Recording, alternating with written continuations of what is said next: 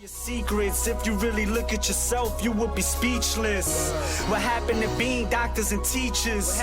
What happened to being your brother's keeper? Nowadays, kids more work. There are perhaps several Minecraft clones that try to tap into Mojang's money as best as they can, but J-Force's Murder Miners is one of the first to make an interesting idea out of Minecraft's user-generated building mechanic. What if Minecraft were to be a chaotic, retro-styled first-person shooter with building and destroying largely intact? The result is an incredibly satisfying, although very flawed, indie shooter that's more than just a Minecraft clone. The core gameplay is where Murder Miners is at its best. You get a small selection of weapons, all of which are equally balanced and have their own secondary ability. Each weapon is unique in their own right, and experimenting with your two-weapon inventory system can help lead you to some interesting decisions to how you would like to approach combat. There's more than a dozen maps to choose from, but if you're somehow not satisfied with any of the maps, you can design your own in almost the same level of creative depth as Minecraft. Adjust player, weapon, or zombie spawn points, or even add a couple of vehicles, and then set it online for the community to enjoy. The map making mode is perhaps one of the best aspects of Murder Miners, given that your multiplayer map can be almost anything you could imagine. The flawed aspects of Murder Miners are in the game's presentation and design. The presentation looks great, but then it also doesn't.